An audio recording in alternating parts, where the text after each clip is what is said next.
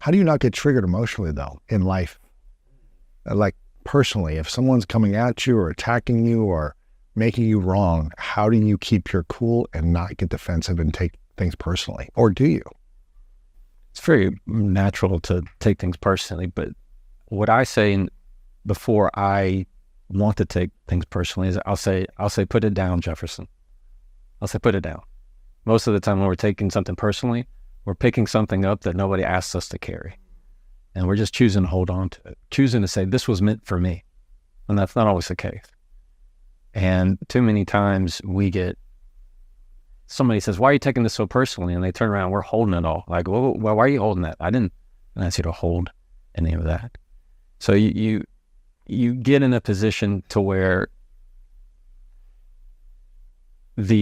how personal you take something is a direct reflection of how much grace you give other people.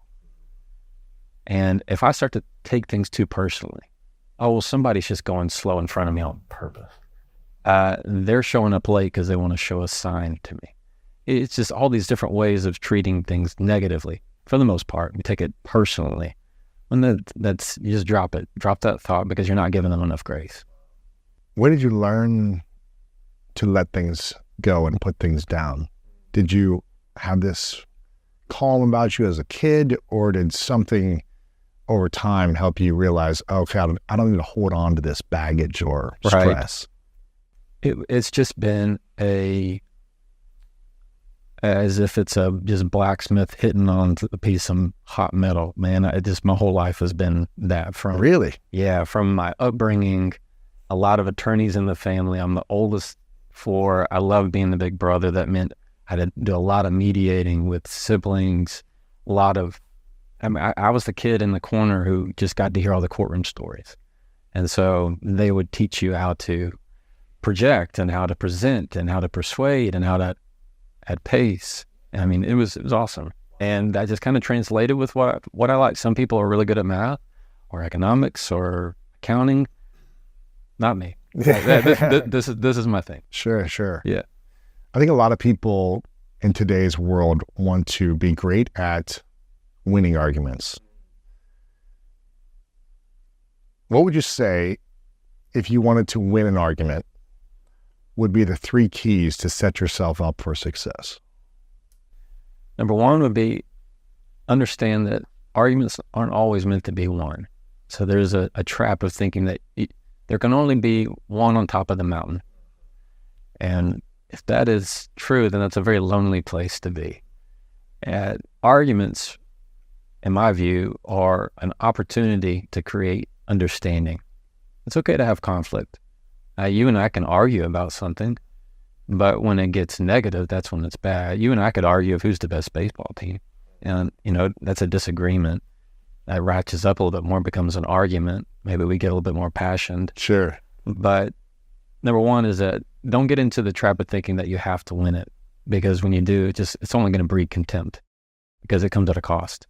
And maybe you made fun of them. Maybe you said something that was, too final, too close to the vest. So number 2 is know what the end goal is. Oftentimes we get into this argument, and what happens, we're like 10 minutes into it, and we go, how do we start this? How did we even get here? What were we arguing about in the first place? Right. And that meant that it wasn't real. Most of the time when that happens, it means that the true issue you were arguing about was just a red herring. It's just a surface. So you have to know where you're going to go in the argument. So what the final outcome is. And number 2, how you're going to heal it. Because if it's an issue of, especially emotion, if you don't heal it in a way that is going to continue to create that positive understanding and interaction, you will lose every time. How to heal the argument, or how to heal the disagreement, or whatever is happening between you and the other person. Right. Which involves taking accountability for what your behavior has done. Yeah. One of the worst ways to do that is say, well, I would have done it had you not done, right? If you say, well, I wouldn't have said this had you not said that. No, you don't need to. Once you start tallying who did what, you're already in a losing situation. The correct response is, I'm sorry that I said this. I could have done better. And that acknowledgement of, I shouldn't have said that. I didn't mean that. I'm going to do better. Just that little promise says, I'm wanting to heal this, rather than go kick rocks. Yeah. Yeah. I'm curious, it sounds like something that type of language sounds like something that would work really well in an intimate relationship, a partner, in a marriage. If people spoke like that, hey, I didn't mean it like that. I'm really sorry. I'm sorry if that hurt you. Right. That's not what I really meant. Yeah. I'm sure that would help heal and mend arguments and disagreements in a beautiful, loving way. I'm curious, from your experience, you've been married 11 years now, is that correct? 11, yeah. You've been doing trial law for how long? 8. 8 years. Okay, so. Yeah, about 10 years, yeah. Roughly around the same time. Yeah. What is the number one skill you bring to trial law that you aren't as good in marriage and relationships?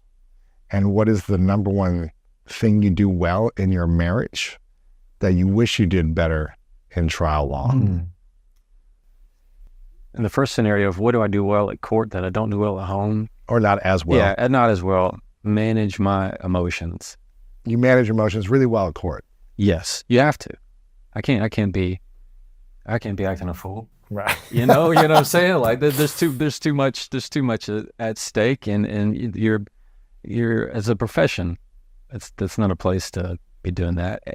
Versus at home, yeah, I get mad about all kinds of things. Really? Yeah. I'm human. But of course, I'm not somebody who lashes out. I'm not a big emotionally reactive person. I'm pretty much like this. Yeah.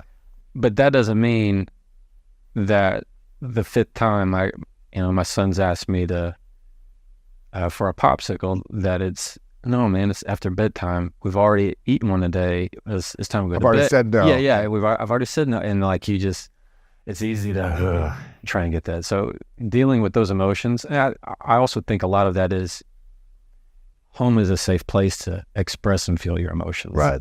Versus in the workplace, not so much. You may not succeed as well in your career or accelerate your career. Not mine. Yeah. Exactly. Yeah. If you are, because if you're always emotionally reactive in my profession, you're just seen as a hothead and somebody that nobody can work with. Not credible. No, not credible. On the flip side of it, what do I do well at home that I don't do nearly as well in the workplace? Man, that's hard. I feel like what we do really well at home is sometimes have like very direct, fast arguments. My wife's also an attorney. Oh man. Yeah. So you both got your case. Yeah. So, but our arguments are extremely efficient. Like I can count on one hand the amount of times they've actually been like long. Really? Yeah. It's typically pretty quick. How do you create quick arguments? How do you end arguments quickly? Quick apologies. Really? And you both apologize fast? Yes, but we will kind of package it. It's not like we have a formula or like, let's go to the book. No, right. It's not. This is what we've like developed over time. Is when I heard you say this, it made me think this. I didn't mean that. Okay. Well, I will next time. I'll try to ask you this before I go there. I won't make an assumption. You got it. I won't get upset right away without asking you further. Yeah. Interrogations. Yeah. You got it. Oh, yeah. I can't tell you how many times I'll hear like, stop cross-examining. Like she can pick it up immediately. And I don't mean to do it. It's just happening. But sure. Yeah. She quickly shuts that down. What is a top strategy or technique that you've learned ethically to get what you want from people, to persuade, influence, and enroll others, strangers or people you know very well, in getting something you want? You have to give them a reason to want to give it to you. And it needs to come from a place of making them happy to do so. And when it becomes a place of rather a negotiation, which makes them feel like they've lost something, you couch it and frame it in a way that feels like they've gained something. And so if you and I are across the table in a negotiation, whatever you give, you've lost. But if I can say, you know what, Lewis, man, you've just been doing so well. You hit 3 million on YouTube now. I mean, your stuff's just going off the charts. You know what you could be really good at, and I'd love to see, is X, Y, and Z. And all of a sudden, it's like a shift of you're sitting on the same side of the table as me. And now I'm trying to help you inspire other thoughts that are also aligned with what I want.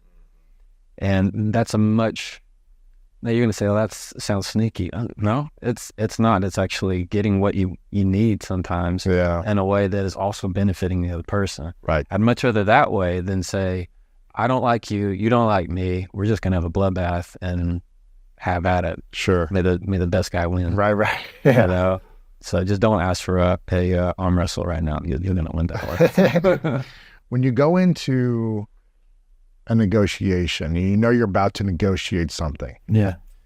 What is the best intention you should have going into it so that you can create the best outcome for you and the other person still feels like they didn't lose? So Chris Voss's book is fantastic, Never Split the Difference. And one of his things about tactical empathy is making the other person feel like you want the best for them, that you're in their camp.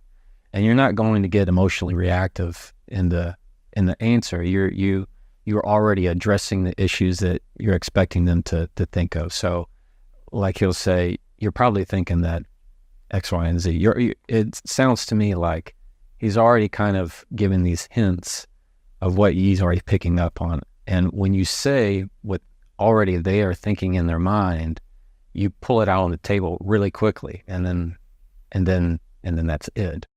What I will do a lot of the times is somebody gives some kind of objection, not like in the legal sense in a courtroom, but I'll say, aside from what you just said, anything else that I should know about? They say no. Great.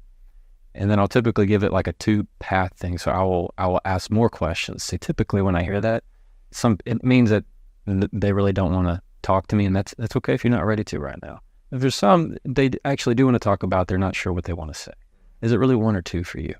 And then you be able to kind of delve for that. But it's inviting them into a way that it's going to get you what you want at the end. Right. That's interesting. Yeah.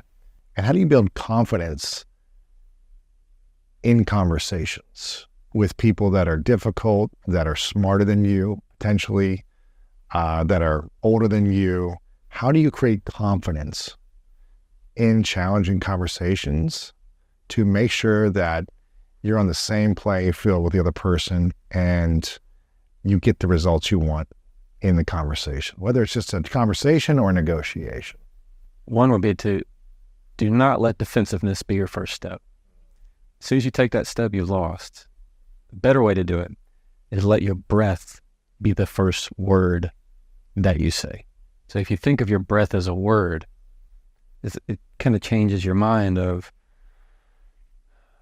okay, now I can address this. Because what we'll do is we'll hold our breath like that, and then, I mean, this thing kicks in our nerves, then comes in the adrenaline, then comes in the defensiveness, and you realized, I haven't even breathed yet. And when it comes to confidence, of course we can say, it's the way you project, it's the way you smile, it's the way you pace your conversation, keeping your voice low, keeping your words slow. It's all these kind of things. It's the perception that I don't have to say anything more than what I need to say. Because oftentimes, more words says less. You need to eliminate that. Right. Less words says more. Yeah, every time.